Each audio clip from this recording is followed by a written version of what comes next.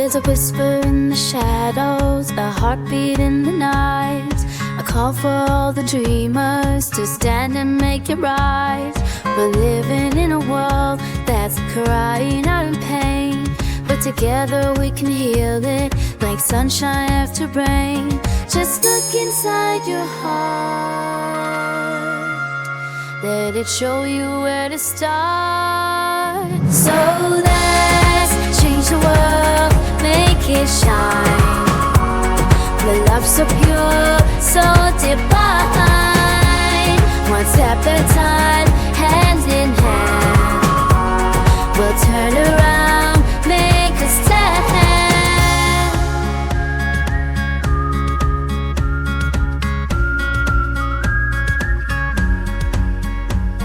There's a child in the mirror, the stars in the eyes, dreaming of tomorrow, reaching for the skies. They don't see the lines, don't know black and white. They only see the colors, a world that's full of life.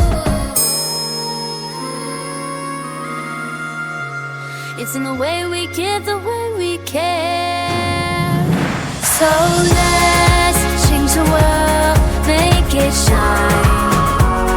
The love so pure, so divine. One step at a time, hand in hand. We'll turn around, make a stand. So let the music play, let it fill the air. We'll rise above the fear, we'll show we care.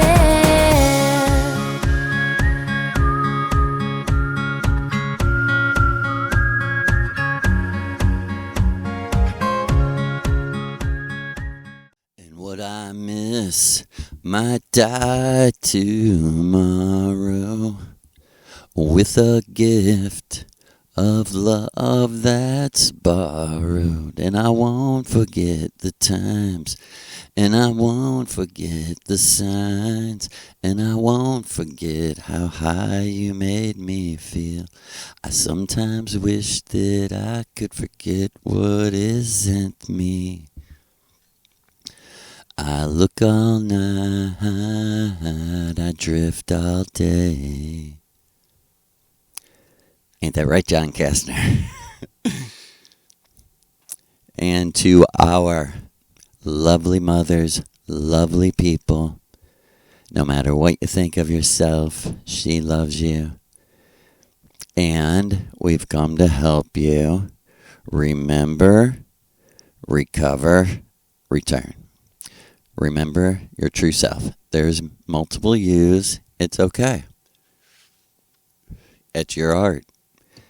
Everyone is a natural artist fighting against boredom. Even if you're not an artist here in this reality, you're a, astral cosmic artist who has created the avatar persona walking around in the Matrix. And yes, for new listeners, the absolute context of Maria Orsic, the Missouri River Goddess, Vril Queen, the blessed Mother Mary, the beautiful and most sexy one, with the best taste in clothing. And I don't think Lou minds me mentioning he was very nicely dressed last night. And believe me, I know how crazy this sounds to people, but remember, the people you love dearly who died are where these people are. An invisible frequency field space that's everywhere you are because you're alive, even an avatar in a simulation. And that is also the brilliance of the Earth simulation. And hail, hail, hail to the inventors, creators of the holographic Earth simulation. But Lou the other night had the nicest white jeans on with a very stylish, to me at least, black button-up shirt with a rather fancy pocket over the heart. Yes. Give thanks. Give thanks. And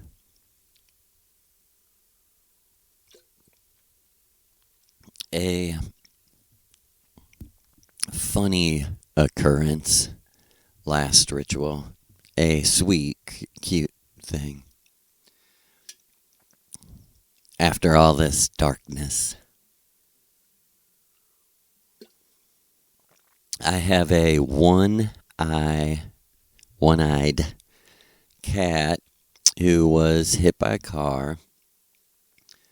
We call him Fell, or Fella, or Fell Dog. He is quite a dog of a cat. And and also one day he comes home and his tail is dragging on the ground because we don't know what happened to him, but his tail is nearly dead. He's quite a warrior. But Maria said to me in the ritual, let's go out in your front yard for a little chat. And we were standing on the sidewalk, and she said, look. And a little tiny red fox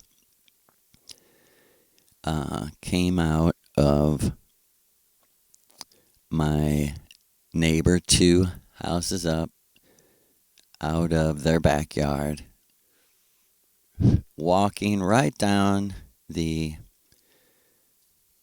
sidewalk to us, and I started going like, come here, just kind of joking, and it stopped and looked at me and did start like coming to us. Or I thought. But actually it was coming to my one-eyed cat Fell. And he ran to it. They met in the middle of the street. Looked like they talked for a little, 30 seconds or a minute. And it was just absolutely the cutest little thing. And it was so funny because when they finished talking, the fox like stood up on its 2 feet and looked right at me and Maria for a while. It just stared at us. And my cat was like looking at the fox.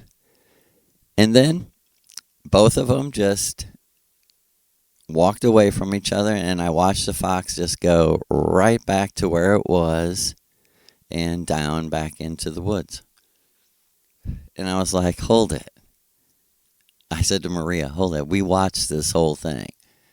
That fox, it looked clearly like it just came to do that. Like it walked all the way out of the woods through my neighbor's yard because we seen it as it emerged from the woods. Came down the sidewalk, met with my cat. I don't know if Maria was joking or not, but she was like, I know that fox's mother, which is so strange because, okay, maybe this is where we'll go for a second, and then we'll go back to and finish Possessed Girl with a Knife, part 7, I think it is. But this fox was interesting to me because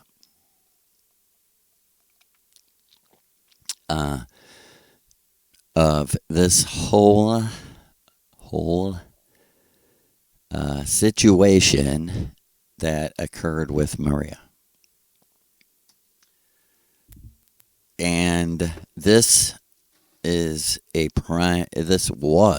actually to me a prime example of her proving who she is.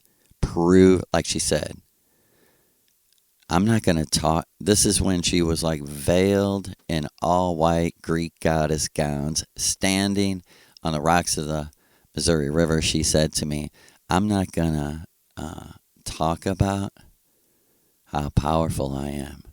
I'm going to prove to you that I'm a goddess. And that's also, it was funny because it would be so serious. And then she would make a joke about Yahweh in the Bible, like, hey, I do expect, something back. I do something for you, you do something for me. She was like, but listen, I don't need 10% of your income, and I'm not going to ask you to sacrifice your son. You can mark those in your little book. And we laugh. But,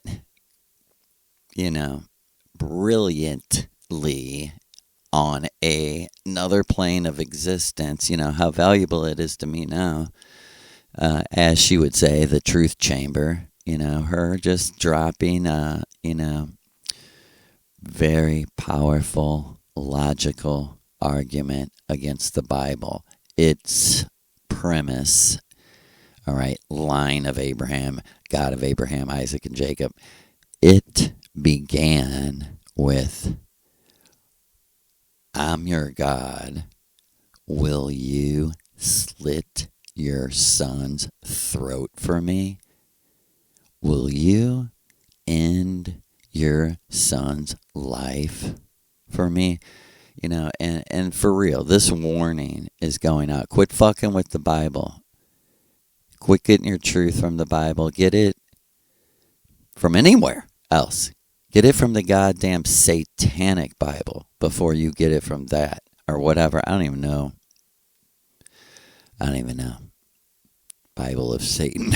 I was trying to think of the actual name. That, of course, Anton Levi. I wonder. I get probably a banker. Right. Oh, he's probably good with money.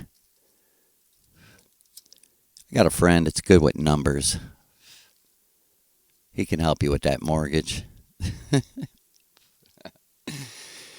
It's sad that we are slaves, and hey, to you people who are so proud of the white race, and you're so stupid. Races were actually the British race, the Irish race, the Nordic race. It was all there was never a white race because no one thought like you. The red, black, and white races were naturally flowing like a river. Not like you. We're superior. We want to enslave you. You people are, who don't love the light and love the light of understanding, balance, and respect and recognition, even for your enemies. That's the first thing Crowley's Thelema people will tell you on another level. We have immense respect for Mother Mary. We know who Maria Orsic is. And as Timothy Wiley greeted me with respect and said it was an honor and said he was familiar with my work, and it was a truly strange moment where you see that they don't believe of course, the avatar projections, like this clown running around as president. They don't believe in him or believe in the character. It's all a game. And when you lose that context and you get emotional about a game that's meant to teach you, if you let it suck you in too deep, you'll lose your memory. You might not lose your mind, because they want you to keep paying taxes and keep slaving and keep being a machine, because they enjoy walking on your back and stepping on your head and laugh, which equals laughing at you. Like, where are Thelema? They're in the inner earth. It's vibrationally divided up. They don't rule anyone, torture anyone, but they're alive, well, and kicking. And what they're doing is the same exact things we're doing. They're switching bodies with their devotees, and they're bringing about their artistic master plan, which is a 1980s B horror movie level, intellectual level. It's a level of zombies and cannibals and horror movies. They're like, hey, George Washington and Thomas Jefferson, we're going to take the polarity in this overtime simulated hologram to blaspheme you in the deepest, darkest way, to take your freedom, to murder and kill exact poor people at the exact economic level. They will love that eye for an eye, tooth for a tooth, because they know that Lucifer agrees that that's fair. I don't want to say it. We should all go to jail for not paying taxes, because how could we finance these bombs against children? How could we watch people burn to death and sit silent? What will history say? And in the unconscious of these robotic people in America who are too sick and worn down, really, to do anything about it. But the reason I'm angry is they think they're so smart and think they're so right about their dumb Bible that I have, little grace for them. And in some ways, a lot of American white Christians are dependable, good people. But when that's turned against other poor brown people on the other side of the world, at the direct end of a 2,000-pound bomb in a tent,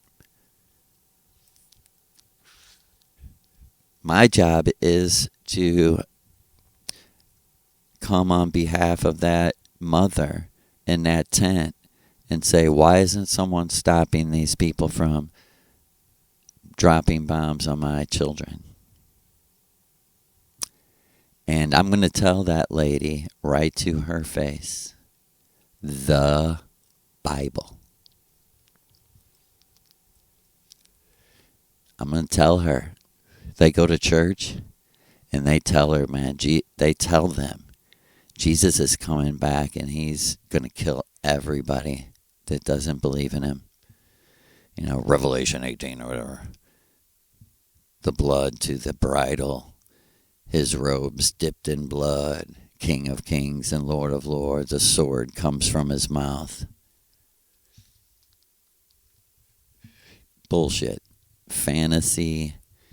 Goddamn Michael Aquino. Fucking bookworm. Fucking nerd. Bullshit. What is it? But it's coming true. But it's a game that automatically comes true. It's a game. It's a code.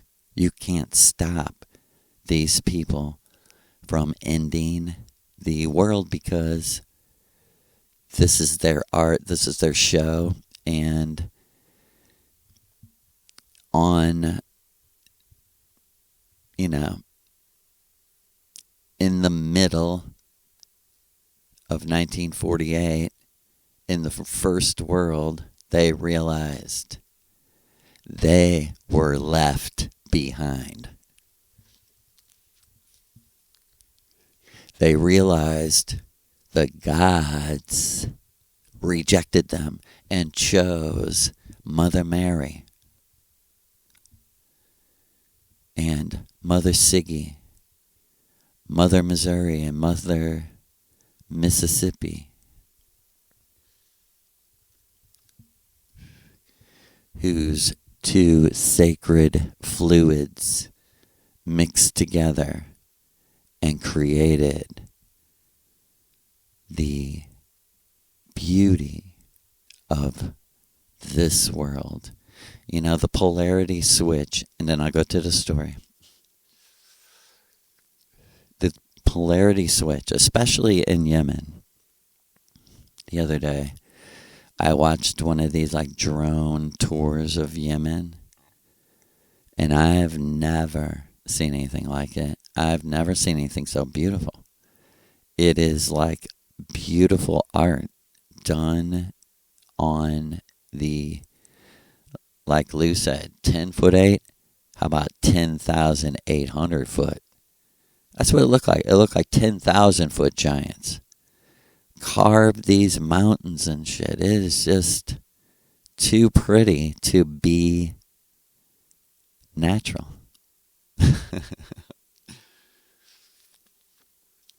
And that's the polarity, contrasted with these people continually harming others, using children, manipulating, basically it comes down to force and fraud. The money system's a fraud. Your exchange for labor, you're being, is fraudulent, and you're being cheated. And they're backing it at the point of all kinds of literal guns and technological guns. And I can hear someone saying, "Oh, who are you exactly talking about? Who are you talking about?" I'm talking about behind all these orders and societies and secrets and, high-priced spiritual courses that you're not invited to, the private ones, the ones that teach you how to use the orgasm to become rich, and blah, blah, blah, blah, blah. A lot of things we've taught, they charge $25,000 per course. They charge you $25,000 per course. It takes you through a very long procedure ceremony to tell you that your experience during this whole thing is what you paid $25,000 for. And like Maria says, that's the main reason we hate these people. If they did what they did only on a fantasy level, we'd be fine with it. But because they have to involve others and they have to entertain themselves, amuse themselves with the fear of others, you can't take someone's soul. You can't really steal someone's energy, but what you can do is you can make them feel a way, and then it makes you feel a way. And like Maria said, that's called manipulation. That's called magic. Black magic.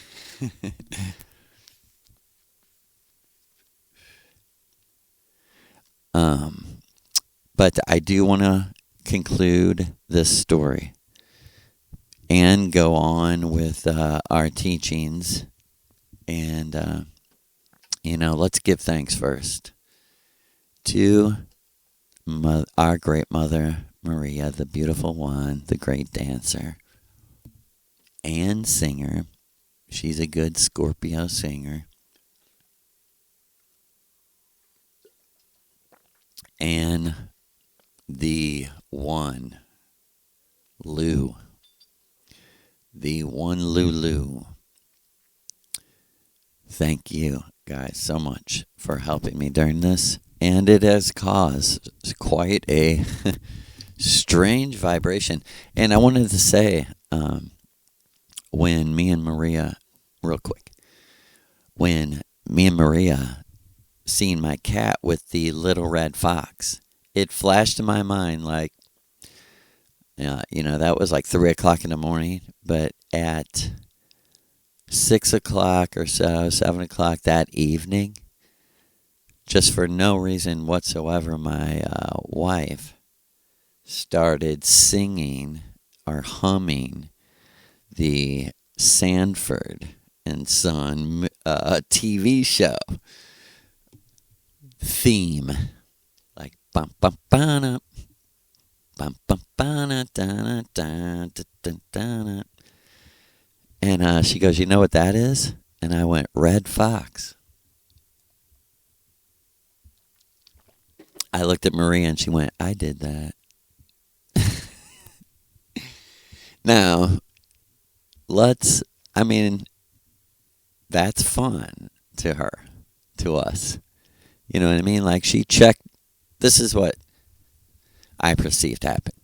She checked in on us from Venus. She took a little time, went into a little meditation, and she knew that fox was going to come because I was going to tell you about the dream and how she was telling me in the dream, this certain very life-changing dream that she told me she was going to give me that I talked about in other videos. In that dream, we walked along the Missouri River, and she took me up the bluff on one, and she said, "Because I want to show you this."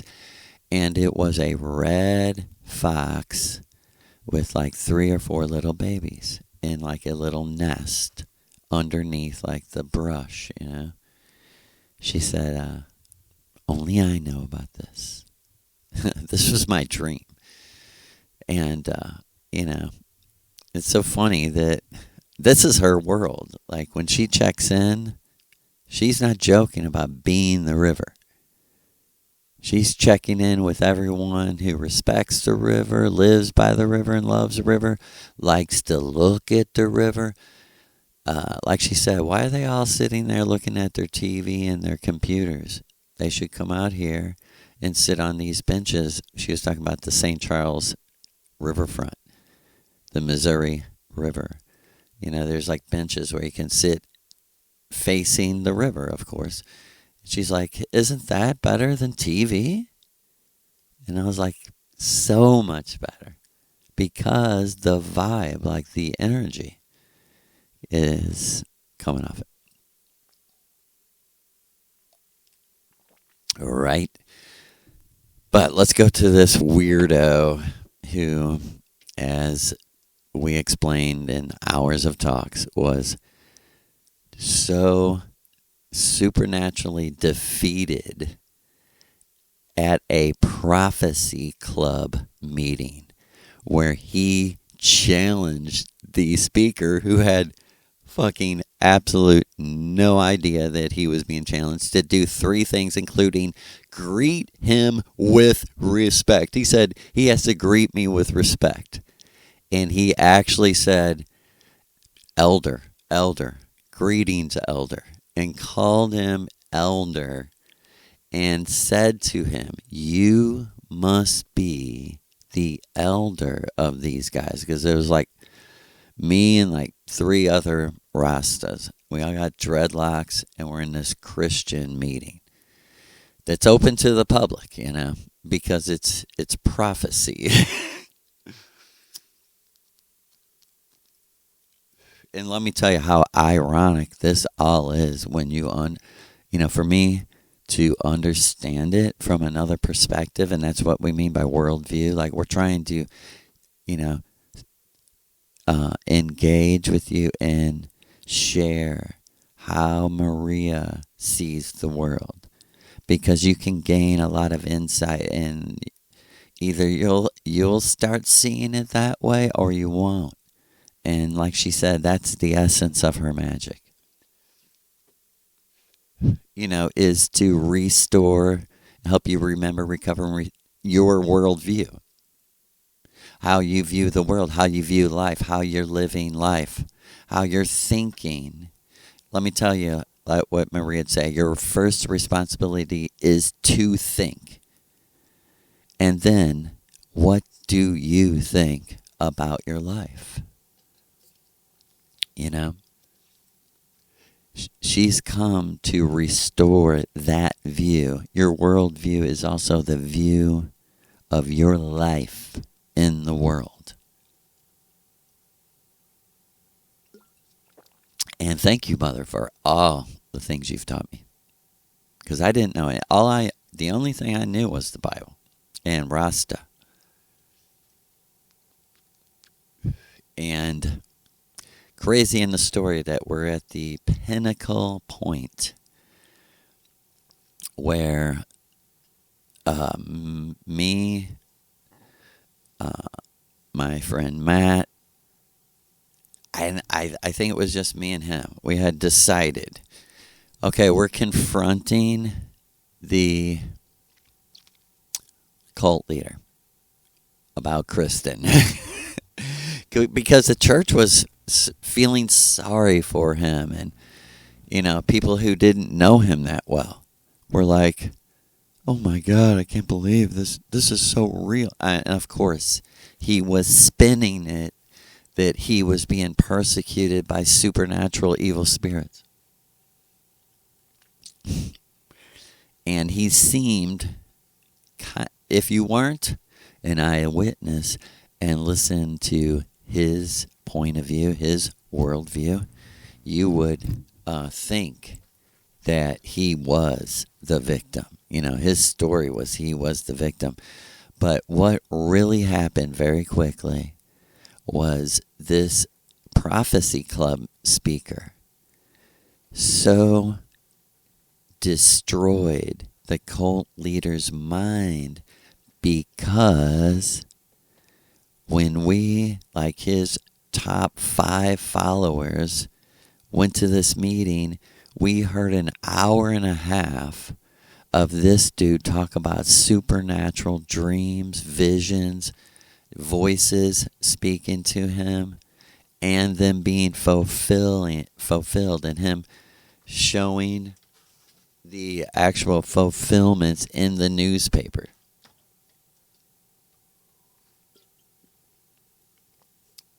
And he had none. He had no dreams. We had been around him for years. And it's like he forgot to make up those things. Or something.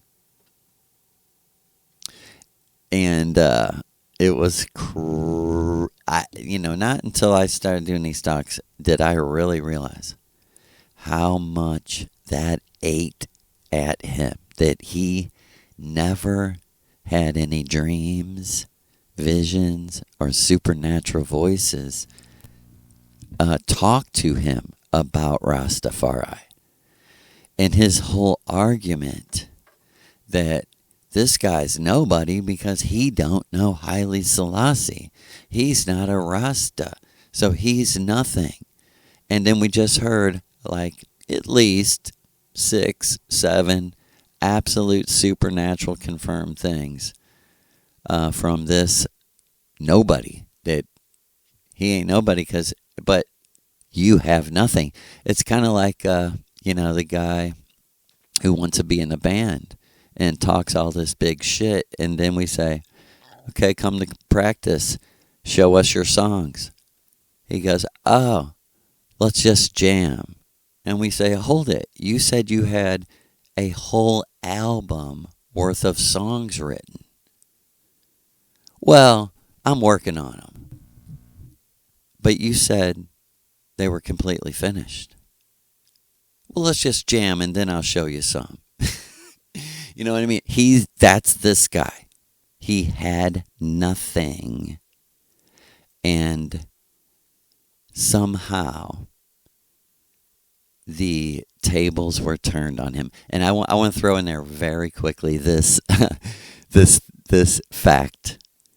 And judge for yourself now that you know that Haile Selassie is like a avatar of Lucifer in the inner earth, is like another earth, but on another frequency field. Actually interacts in balance with the waking physical earth. This is where people go when they die, because they don't go home, usually. Because they haven't learned, usually. There's always the exceptions. And, let's pray we're the exceptions, right? Do you want to be a child again? Do you want to go through all those years of schooling and all that bullshit again? Or do you want to be free? Do you want to be free to dream? There's a dream in your heart. And the true self is the heart of your dream.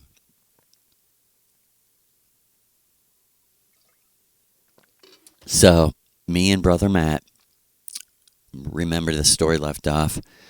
The cult leader's daughter she got out of the mental hospital. She told us all. And he didn't just poison me, he poisoned other people, but he lived with me, so he really poisoned me. And he hated me especially, but he hated other people that he felt were, I guess he was just insecure, like anyone that he thought was challenging him, I guess. And so this is what I want to get to. Me and Matt decide, okay, eventually he's coming back to the church, And and think about this. How did he have her committed to a mental hospital when in the emergency room she was going, he raped me, he abused me, and they allow him to check her in, and the police were there, and of course he went free. And she was committed. We don't know how, because he's the only one that took her in. So we don't know exactly how it happened, right? And I told, all the bad things that he confessed. And some of them are very gross. Like he's putting very gross things in food. He always claimed to be a good cook, and he would make food for people that came to the church. Someone might say, how could you guys be so stupid? Well, it was all couched. It was all framed in community and peace and love and Jah Rastafari and Bob Marley and, We got to help each other and unify, unity, one love. And at times, in spite of him, like my wife used to say, we were like a family at times. And like she said, we shouldn't have ever let anyone or any magic or any black magic separate that. You should. And that's exactly what the simulation is doing, is showing who really, really lives by like a inner code and not sort of 5 cents animalistic survival mode. Like Maria said to me before, she said, me and Sig, I think we would force ourselves to run out of money and food because she said, like, we didn't really say it out loud, but we both said it telepathically to each other, like, hey, if we're really doing what Lou says we're doing, then we have to believe that it's beyond animal survival, that we can overcome hunger, overcome food. And she was like, it's not like we were trying to manifest food. It's like we were saying, Lou, we've done this on purpose to watch you do your magic. And he was like, my pleasure. I've been waiting. This is really true. I mean, people are like, I feel myself like, how dare you be happy? But I'm happy to give you the truth that helped me no matter what happens. I don't want to sit in a cage. You don't want to sit in a cage. You don't want to be burned by a bomb. You don't want to be shot by some crazy military, police, something or another authority that has a badge that says they can kill you. Because this is where we've come in 2025. Let's report to our grandkids and to people in the future. In 2025, thugs still rule everything at the point of a gun or a laser beam or something else. And soon people will have microchips in their heads, and all people like us will be like, there's no more hope for these fucking zombies. What are we going to do? And that will force us into what Lou is going to get to in the future talks about ashrams of Allah Lucifer, Yahweh Rastafari, Rastafari's way, the way of Jah, the true personality of Jah, not the character Yahweh, but the true man who is Lord Shiva. And I keep forgetting I'm telling a story. So we had this confrontation. Finally, and me and Matt kept fasting.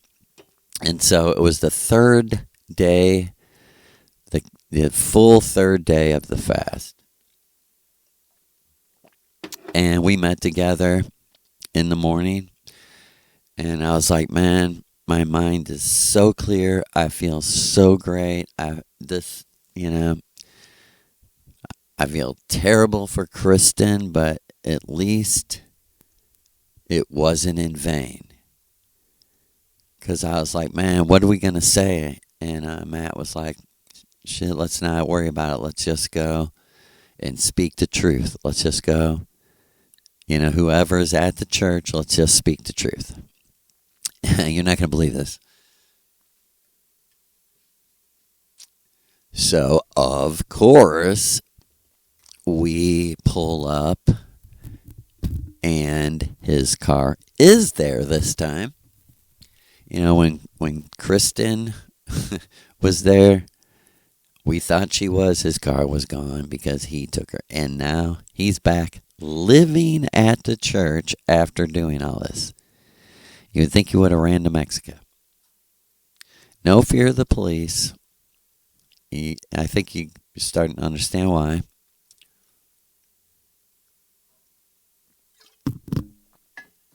And let me quickly just run down some facts. This is so crazy. So me and Matt come in and directly confront him.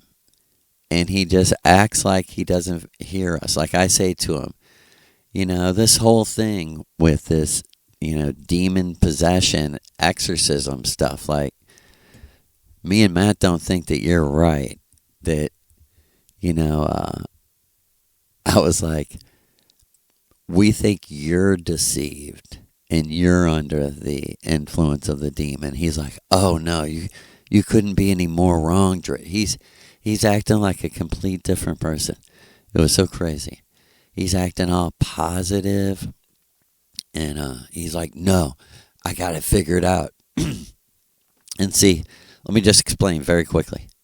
True Rastafarians, I know this for a fact, would never take anyone to a mental hospital, would never give anyone Babylon drugs, synthetic drugs, all the shit that he was doing to Kristen.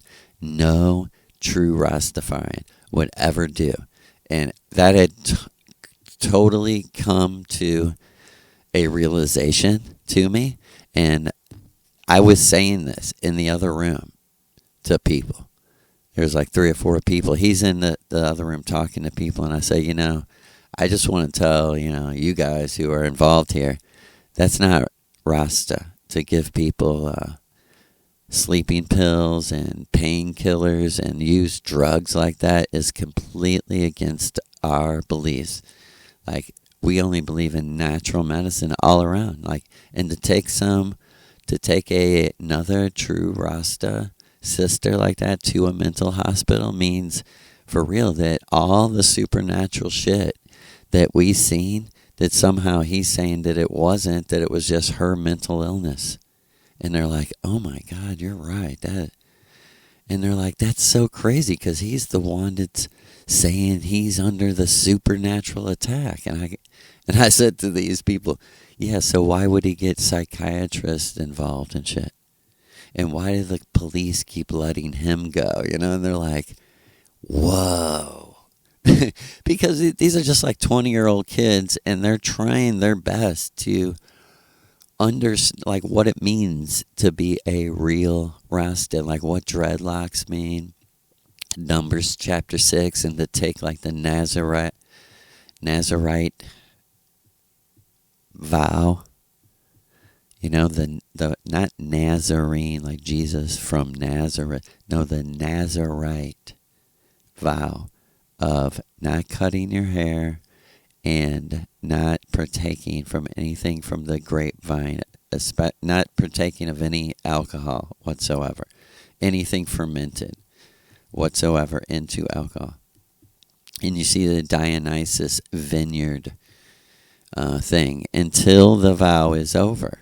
Right, and it's so crazy because I took that so serious, you know, and I would have never drank wine when I was a Rasta. I you know, it's just it would be like just being out in public, like I'm fake. I'm a fake Rasta right here. The Bible says, abstain from wine if you are a Nazarite. And then some, you know, there's some interpretation say everything from the vine, which, like I've heard Rasta say, that doesn't really make sense because grapes are good for you. So obviously he meant the wine, because look at society, how fucked up alcohol is. How it fucks up everyone's life that drinks, even if they just drink on the weekends. It makes them so boring because they're so like flat, dull energy because they poison themselves on the weekend. On and on it goes. Now listen to this explanation by the cult leader. So I hear Matt in the other room debating with the cult leader while I'm starting to say, like, what would be considered insane shit at the church, which had been going maybe 3 months. And a lot of these people were baptized by this guy. So they're like, now they're getting kind of scared. Like, oh my God, this is a cult. And this dude's a cult leader. And he fucking abused this girl. And I'm telling them, this is what actually happened.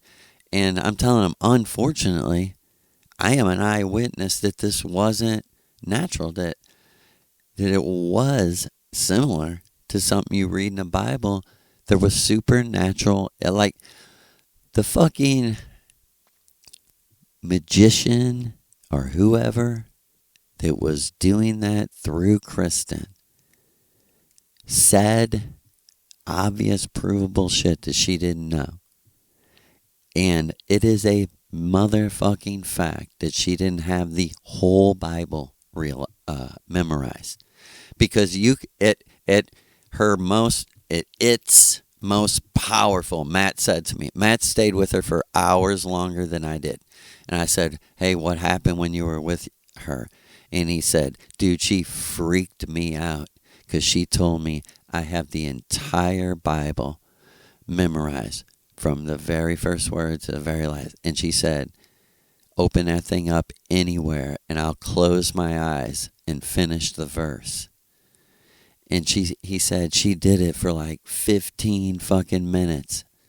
I would just anywhere and she would finish the verse. And then he said she like cuddled up right next to me and said, because I'm seeing through your eyes. I don't really have it memorized. I'm seeing through your eyes. So whatever you look at, I read and you think. I have you. And he said, I jumped and ran out of the room. Was like, I rebuke you. Dude, this shit was anyone. Okay, I talked to Virgil that night. This is back to the next day after she. Okay, I want to finish that first. And then I'll say what Virgil said.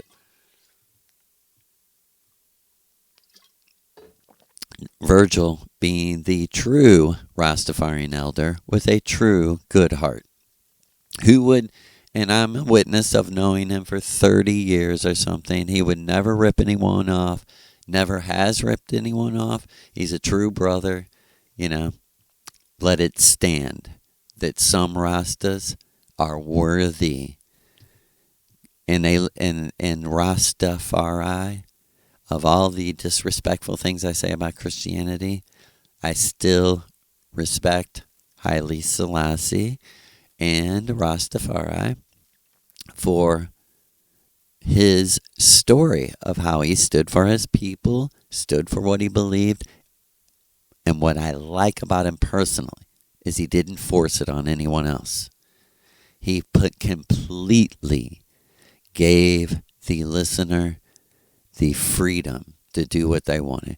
When they came for him, he said, let the people's will be done. If there's a revolution and they want to get rid of me, I'm willing to go.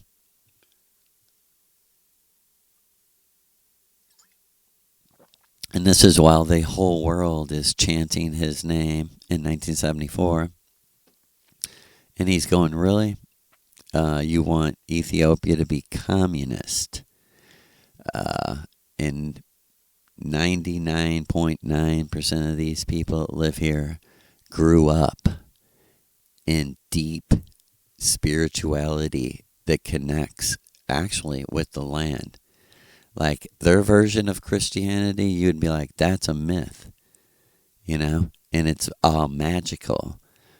And let me tell you where it met one day. This is so crazy to me. Okay, so I'm telling you this story from 1998. All about how I was the biggest believer in Haile Selassie. And I was into the Kabriya Nagast, which is an ancient Ethiopian book about the Queen of Sheba from the Bible. And it's very magical and very beautiful story. Very wonderful. It helped me many times to read, back in those bad vibration days. Because that's what the truth are, the lies, and not, reality. When you're confusing the first time physical reality and a simulation, like taking the Bible literal and taking anything else literal, that's what you're doing.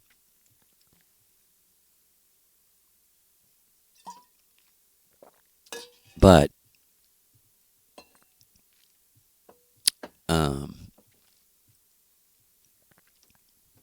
just back to it real quick. Let me finish the story with Glenn. Just forget that for a second. Because I want to say this. I was in the story. And I'll go back to that. I was in the other room starting to, tell these people what. I was on the third day of my fast too, and I'm telling them this is the third day of my fast. Like, my whole reason of fasting was to try, and this is what I got. I'm just telling them, hey, you don't have to follow me, but this is what is happening to me, that either Glenn is being used by these evil spirits, or he is the evil spirit himself. Okay, and as I'm saying this, I hear Matt in the other room going, like, that's interesting, but I really, it doesn't really change my mind or something. I'm going, oh man, dude, he's already starting to tell. And I go in there and I sit down, and Matt goes, we don't think you should have brought Kristen to the emergency room, and Joe don't think you should have either. And he looks at me all pitiful, like, hey, Dread, like trying to be nice, and, oh, I'm glad you came to help, and,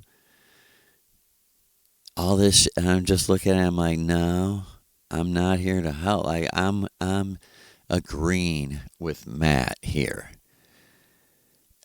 And Matt goes, that's not Rasta. No Rasta would take a possessed person to a mental hospital. It was kind of a weird silence, and Matt goes, either you had authority here and over those spirits, or you didn't. And he goes, it was, again, a weird sort of pause. I remember this so clear. It was like 10 o'clock in the morning, bright sun shining day, sitting in this computer room, just like 3 or 4 chairs, and me, Matt, and this dude sitting there at his computer with all his dreadlocks and shit. And Matt going, that's not Rasta. If you're the elder, what, why couldn't you, cast out the fucking demon? Plain and simple. And he launched into something, it just made no fucking sense. He goes, man, this is how hard this dude was digging for something supernatural, because he had nothing, like I said.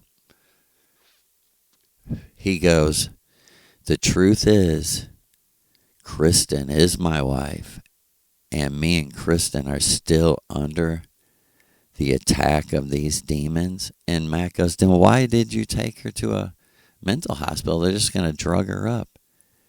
And he started, no lie, fake crying and going like, I didn't know what else to do. And Matt goes, it's kind of funny how me and Joe were on our way over here because we felt like we knew what to do. And we were going to take Kristen with us. And he's like, oh, you should be glad you didn't. A demon would kill you guys. You have no idea how powerful it is. I mean, he was just fully acting. No shit. He goes, here's my proof. He goes, no lie, I swear to you. um, at the Prophecy Club, the next Prophecy Club, you could order a cassette audio version of the previous talk. Like that night when we heard that talk in particular, Dan Buller's talk, we requested, like, could we get like 4 copies of that for next time? And that was normal. Like other people would be like, yeah, let me get 10 copies, because people would give them away. These were really good-hearted people who thought they loved America. I don't know. They're confused, but they seemed pretty good-hearted. Seemed like they were peaceful people that did not believe, what Christians are supposed to be. Love. And believe me, this is on the crux of my turning from Rasta to Christian. This is no bullshit. The cult leader guy, on his computer, he took the Dan Buller tape and somehow made a file on his computer and was playing it backwards. Like loaded it into some audio program and was playing it backwards. I am not kidding you. I feel like I'm making this up.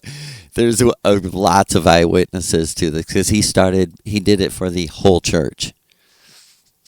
No bullshit. I swear. So he had this like act that he was doing. He was like, brothers, this is the very night that we were at Dan Buller's talk. He's like, I got the cassette, and the Spirit of Jah told me to listen to it backwards. He's like, right where he says the judgment on St. Louis, he goes, look, listen what it says frontward. And it said like, and in this message it told me that a judgment for St. Louis, Missouri, because he's from Kansas City, Missouri. And Glenn goes, listen what it says backwards. He goes, you hear it? He is the prophet. He is the prophet. And he had it like on a loop and cut that little part. And he goes, you tell me he wasn't talking about me. About himself. That he was self-confirming a supernatural, that he was a prophet. And like I said, you see, he had to dig hard. I knew him for like 6 years. He never had a dream or a voice tell him anything, or a prophecy, a prediction, nothing.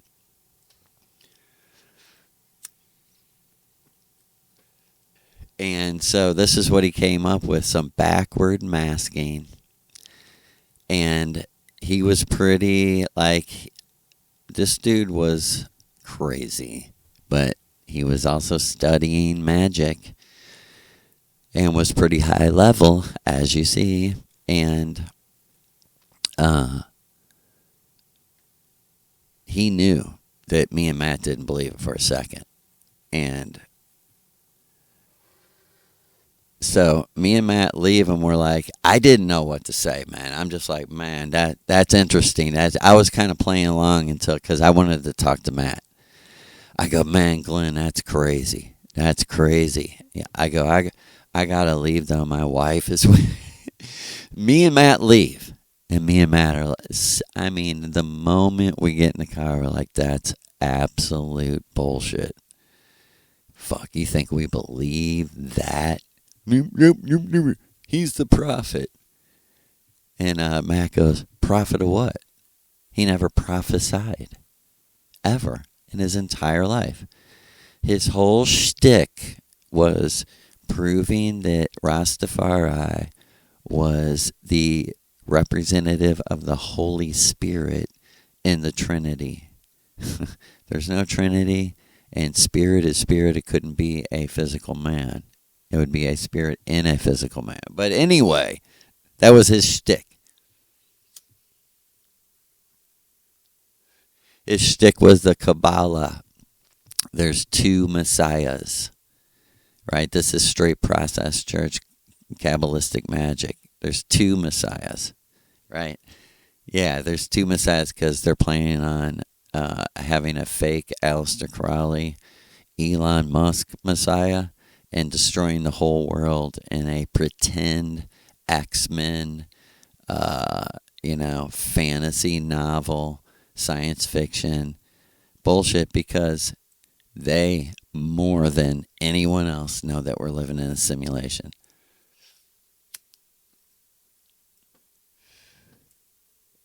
And so the next day with the cult leader, um, I don't know exactly how it happened, but they got a hold of me and Matt, and it was like we're having a meeting of people at the church. This is my cousin called me. So we're going to have a meeting of people at the church. And he's like, I'm going to have Glenn over here. I told him that, people from the church want to hear his side. He said, but I'm actually having him over here to tell him to fuck off and to leave all these people alone. I'm going to kick him out of my house once he gets here. He's like, there's like 10 people here already. No lie, this is sad. This is kind of sad, actually. When like the mask is pulled off of a truly evil person and they're exposed for who they really are, a predator, someone who preys on weaker people, someone who manipulates weaker intellects, all for basically because he doesn't want to work, and or the prestige and power and the whole shit in his mind of like being a boss of something. And he gets there to my cousin's house and he comes in. My cousin's like, you're no fucking Rasta. No Rasta would take Kristen to my cousin, has got dread. He's been a Rasta for like as long as I had been. Me and him found it together. Or maybe even he was into it before me. I can't even remember. But my cousin got mad. It was like, you know what? Fuck you, dude. Fucking Rasta. Rastafari would be ashamed of you. You're a fucking slob. You're a dirty slob. He started going off on him. You need to fucking work and get a job, you fucking slob. And like a couple people from the church was like, yeah, I want my fucking money back. I donated money to you, you fucking bitch. And everyone started like going off on him. And he looked at me and I said, you deserve every bit of it. And he goes, I swear, let me give you my worldview. He appeared physically smaller. His dreads looked shorter. He did. The gods of this world can make you see whatever they want you to. They can put like a dramatic effect on the lens of your eye because you're just seeing a show and you're laying back in a bed on Venus in the future. But swear to gods, he said, he stood up in all of us and he's like, if Jah told, he's like, I am the prophet of Jah Rastafari or something. And somebody was like, shut up. And he goes, and he started like walking for the door. And he stopped at the door and said, if Jah told me to kill every one of you, I would. And tried to get out the door, but he was like kind of fumbling with the door. And my cousin walked over like to undo the lock of the door. My cousin goes, yeah, see that? That's all you ever was a fucking thug making threats. You're going to kill all of us. He said, that's all you are. You're just a no good piece of shit. He was like stuck with the door, couldn't open. And my cousin just authentically going off on him for all of us. Just like, you lazy fucking piece of shit. Like, Rasta Bob Marley would spit in your face, you piece of fucking shit.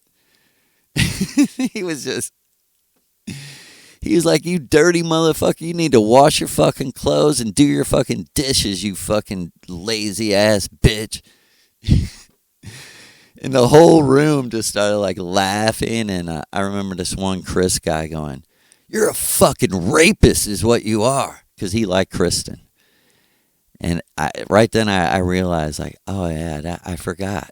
That dude likes Kristen. I was like, man, we should let that dude just like fucking beat this retard's head in. This predator. Just that's what they are. Like like my wife said, we had to learn up close in real time what a predator really was.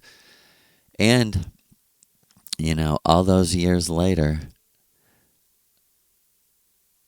it was Lou who saved me on that boat. Man, when I seen that in my ritual with Maria, the thought of being thrown in the ocean 20 miles offshore where you can't see land and it's hundreds of feet deep and you know there's sharks and shit around.